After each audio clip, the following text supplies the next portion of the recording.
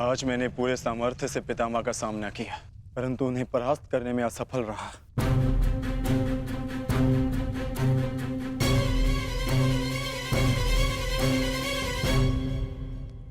हर योद्धा के उत्तर के लिए कोई ना कोई और योद्धा होता है।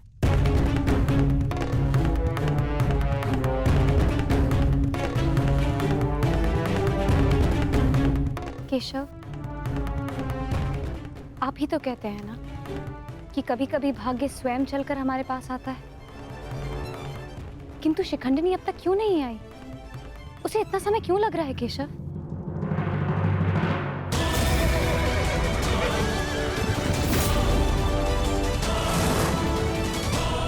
हम उन्हीं की प्रतीक्षा कर रहे हैं पांचाली कि शिखंडिनी अपनी तपस्या में असफल हुई तो पितामह हमारी सेना का अंत कर देंगे और हमारे पास केवल और केवल 2 अक्षणीय सेना शेष है। अरे तो क्या करें? कुछ तो करना ही होगा, अन्यथा हम इस युद्ध में पराजित हो जाएंगे।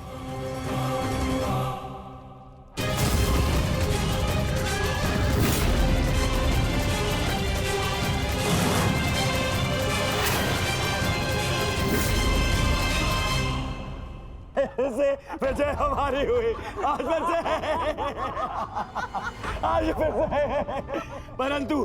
परंतु सबसे अधिक प्रसन्नता मुझे तब होती है जब वो धनुर्धारी अर्जुन के मुख पर मैं भय देखता हूँ।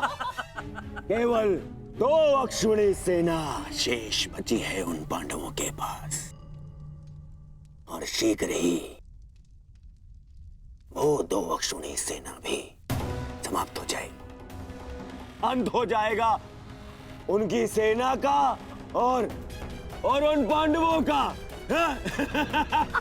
अवश्य अंत होगा, नाश होगा, क्यों नहीं होगा?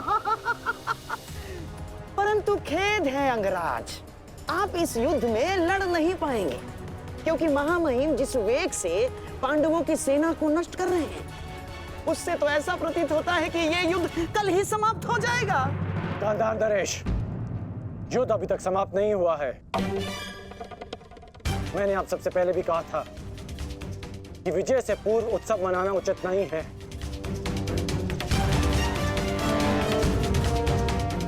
हो सकता है कि कल पांडवों को महामहिम के प्रहार की ढाल मिल जाए।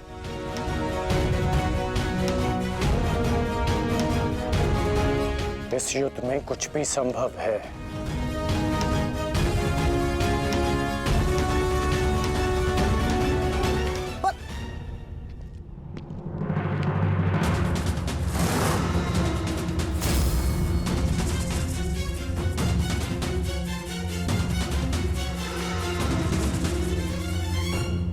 कौन हो तुम?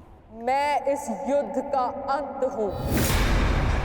मैं भीष्म की मृत्यु हूं। देवी शिखंडिनी,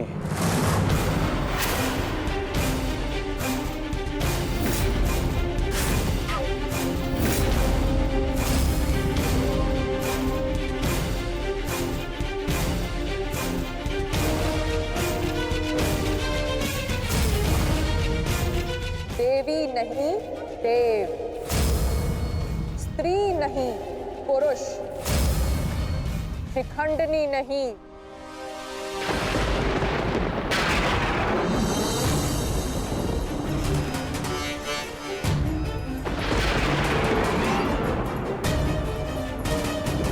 शिखंडी।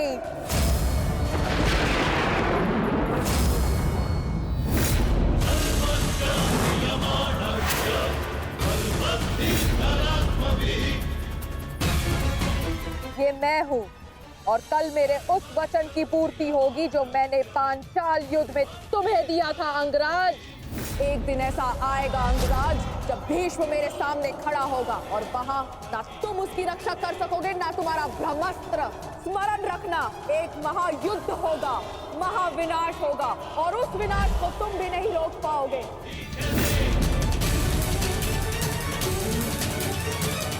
बधाई हो, कल से तुम इस युद्ध में प्रवेश करोगे। कल कुरुक्षेत्र एक योद्धा को विदा करेगा और दूसरे योद्धा का स्वागत।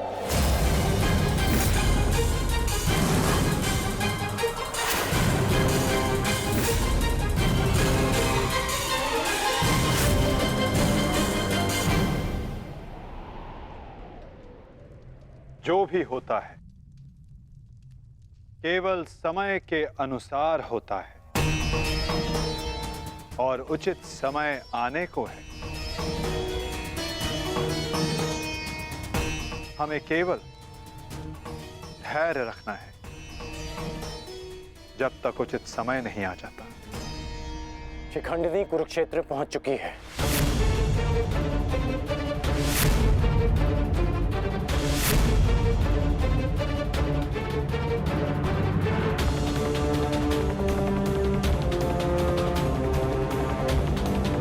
शिखंडिनी के आगमन में आपकी संभावित मृत्यु छिपी है, फिर भी आप मुस्कुरा रहे हैं।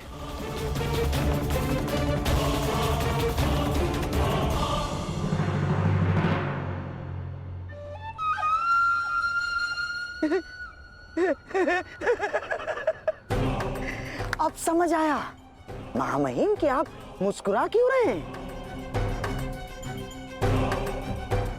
युद्ध के नियमानुसार शिखंडिनी युद्ध में भाग ले ही नहीं सकती, क्योंकि वो एक स्त्री है। नहीं, वो स्त्री नहीं पुरुष है। शिखंडिनी नहीं शिखंडी है। वो स्त्री से पुरुष में परिवर्तित हो चुकी है और कल वो युद्ध में प्रस्तुत होगा और उसका एक ही उद्देश्य है, मां महिम का वध।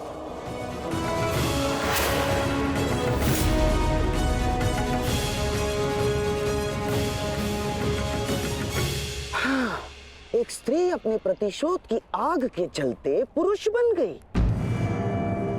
अद्भुत। भला ये कैसे संभव हुआ? कैसे हुआ वो छोड़िए मामा श्री, अब ये बताइए कि करना क्या है।